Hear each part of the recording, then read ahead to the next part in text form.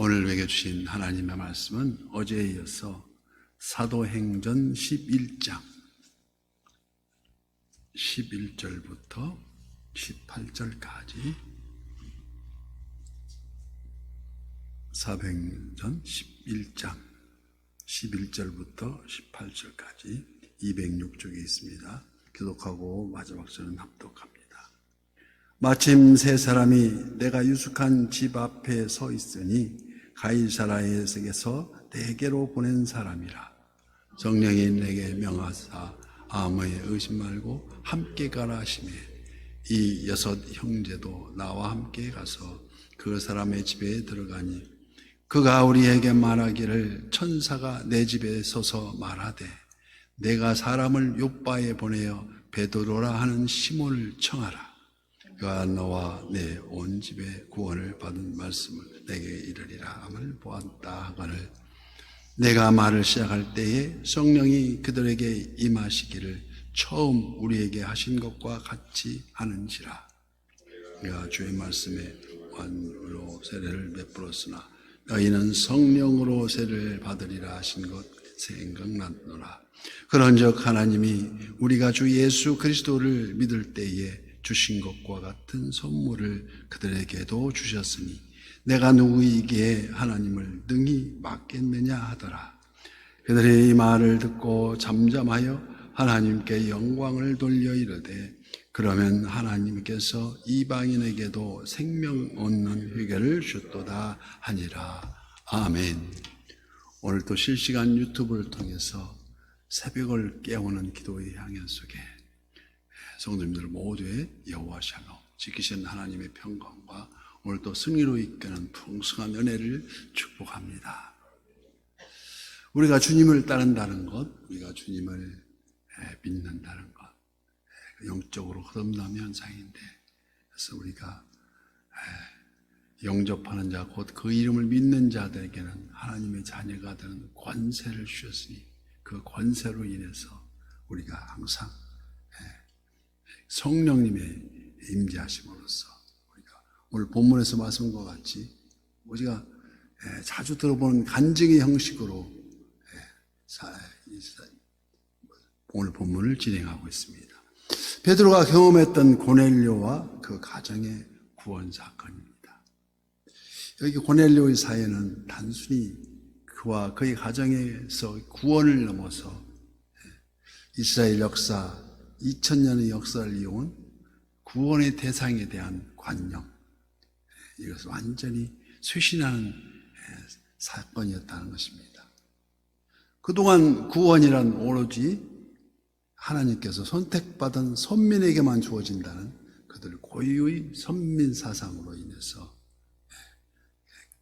타인 이방인은 구원이 없다, 그럴 만큼 선민 사상을 무너뜨리는 이방인에게도 구원이 확장된다는 엄청난 사건이었습니다. 본서를 기록한 의사 누가는 이 사실을 자신의 심경으로 한번 또 베드로의 간증을 통해서도 한번 이렇게 반복해 가면서 피력하고 있습니다. 한편 사도들과 형제들은 이 사연의 전무를 접하면서 그래도 어떻게 사도의 신분으로 할례를 받지 않은 불결한 자들과 함께 할 수 있느냐고 막무가내 따르지 않는 자도 있었다고 합니다. 이러한 그들의 비난에도 불구하고 베드로는 침착하게 자신이 겪은 사연을 하나하나 간증을 하듯이 나누기 시작합니다. 오늘 본문 18절에 이르러서 그들이 이 말을 듣고 잠잠하여 하나님께 영광을 돌려 이르되 그러면 하나님께서 이방인에게도 생명을 얻는 회개를 주셨도다 하니라. 오늘날 우리는 교회에서뿐만 아니라 수련회 등을 여러 모임을 갖는 가운데 다양한 신앙 간증을 듣곤 합니다. 간증이란 자신이 경험한 하나님과의 나눔, 하나님과의 그 나눔을 뜻하는데 어쩌다 보면 정의와는 전혀 어긋난 간증으로 흘러서 듣는 이로 하여금 불편하게 하는 경우도 더러 있습니다. 예를 들어서 자기는 로또 복권을 당첨될 때까지 사겠다는 둥, 아주 믿음에 동떨어진 경우가 이런 데 해당한다고 할 수 있습니다. 오늘 방금 읽은 18절 말씀에서 세 가지의 모습을 우리가 볼 수 있는데, 첫 번째의 모습이 그들이 이 말을 듣고 잠잠하여지고, 두 번째 모습은 하나님께 영광을 돌리더라는 것입니다. 그래서 세 번째의 모습이 생명을 얻게 하는 회개를 주었다는 교훈입니다. 어쩌면 꼭 간증의 형식이 아니더라도 우리 일상에서 우리의 입술을 통해 흘러나오는 모든 말들이 다 하나님께 영광을 돌릴 수 있는 증인으로서의 삶을 우리가 묵상해 보아야 합니다. 마치 우리가 교회에 있을 때만 하나님께 예배드리는 것이 아니라 삶 전체가 예배가 될 수 있는, 즉 늘 주님과 동행함으로 구원의 하나님으로 말미암아 항상 기뻐하고 쉬지 말고 기도하고 범사에 감사할 수 있는 그 결과 성령을 소멸하지 말고라는 말씀과 같이, 이는 곧 우리가 오늘 또 새벽을 깨우면서 말씀으로 매일매일 한 걸음씩 성화의 길을 걸어야 한다는 그런 예입니다. 그럼에도 우리의 마음은 너무 연약해서 어쩌다가 부부가 서로 다투게 되고, 부부가 서로와 언성이 높아지면 그 기도문이 막힙니다. 물론 이는 결코 쉽지 않은 일이며 불가능해 보이지만은 항상 우리 곁에서 중보하시는 주님이 계시기에 우리는 주여 주여 하면서 막힌 기도문을 풀어야 합니다. 우리가 그래서 이와 같이 성령도 우리 연약함을 도우시나니 우리가 마땅히 기도할 바를 알지 못하나 오직 성령이 말할 수 없는 탄식으로 우리를 위하여 친히 간구하신다고 말씀하십니다. 그래서 우리가 항상 위험에 있을 때 직면하면 항상 우리 주님을 유면하지 말아야 된다는 것입니다. 사실 베드로도 유대인의 규례를 벗어나지 않으려고 의식적으로 노력했습니다.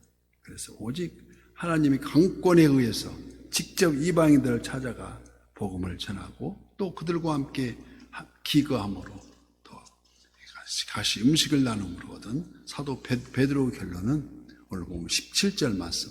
그런즉 하나님이 우리가 주 예수 그리스도를 믿음 때에 주신 것과 같은 선물을 그들에게도 주셨으니 내가 누구이기에 하나님을 능히 맡겠느냐 하더라.